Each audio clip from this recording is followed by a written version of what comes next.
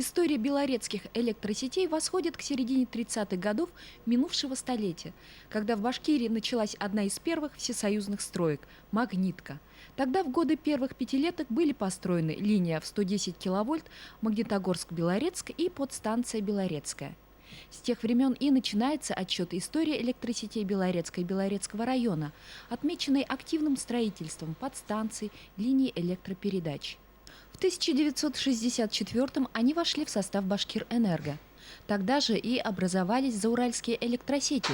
Из его состава в 1969 году выделились Сибайские и Белорецкие. Обеспечение электричеством Учелинского, Абзелиловского, Бурзянского районов закрепилось за белорецкими электросетями. Так, к концу 70-х годов лампочка Ильича дошла до Бурзяна. Была полностью завершена электрификация. Те люди, которые создавали это предприятие, ветераны, мы о них всегда помним. Здесь они в музее, им очень много посвящено нашим ветеранам. Это такие, как Творогов Иван Яковлевич. Это буквально с 1936 года он начал работать здесь, при строительстве сначала подстанции, потом в эксплуатации ее. Затем эта группа подстанции образовалась. Рябов, здесь Николай Дмитриевич. Это тоже, так сказать, те люди, которые создавали. Баукин Николай Андреевич и Андрей Степанович, это целая династия Баукиных, они продолжают работать у нас. Сухов Иван Иванович. Это вот все годы, начиная с 30-х, и в основном это 60-е. Вот 64-го, 69-го, а потом даже 70-е и так далее. Предприятие «Белорецкие электрические сети» ведет активное строительство линий электропередач и подстанций в Миндяке, Юрмаше. Одно из перспективных направлений на сегодняшний день – это развитие малой энергетики. У нас планы есть и по новому строительству новых объектов, но и, в частности, последние годы развивается малая энергетика. Это по республике, но в том числе и у нас. На сегодняшний день построены и работают 3 микрогэс. Это в селе Узян, Авзян и в Каге. Это уже существующие микрогэс. И в связи со строительством комплекса в Осах и появится там газ, то там уже здесь так сказать, гидростанции на воде работают. Там станции будут у нас работать с использованием природного газа. Вот, и тепло, и электроэнергия. Появятся такие станции. Но в плане будущего и другие места есть, где будут появляться эти источники.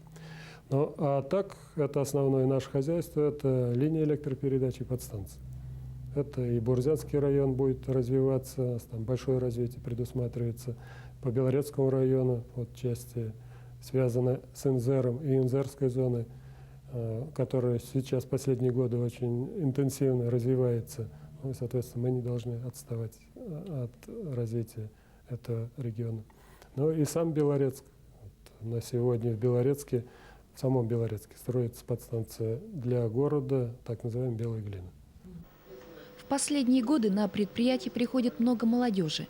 В основном инженерно-технические работники с вузовским образованием. Оно и понятно, энергетика, связь на современном этапе уже не те, что были на заре своего образования. За молодыми завтрашний день белорецких сетей. Потому социальная программа предприятия в первую очередь нацелена на них. В этом году практически у нас ежемесячно проходят обследования, то есть приезжают группы специалистов. Ну, во-первых, это с энергосистемы организовали, так как это в рамках энергосистемы тоже проводятся такие мероприятия. Затем это республиканские, городские, и привлекаем со стороны, вот такие как с Магнитогорска, с Челябинска. Вот. И с использованием самых современных методов и способов диагностики, диагностируем.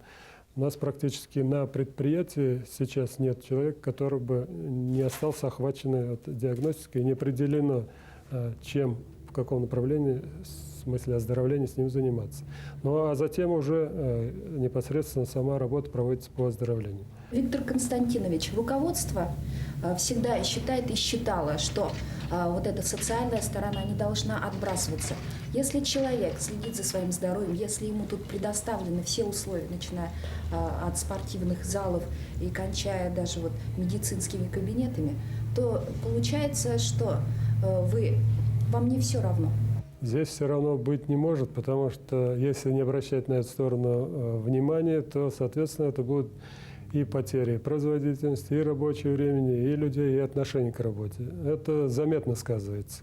Если человек заболел, и он отсутствует там месяц-два, ходит на больничный, то о какой работе можно говорить?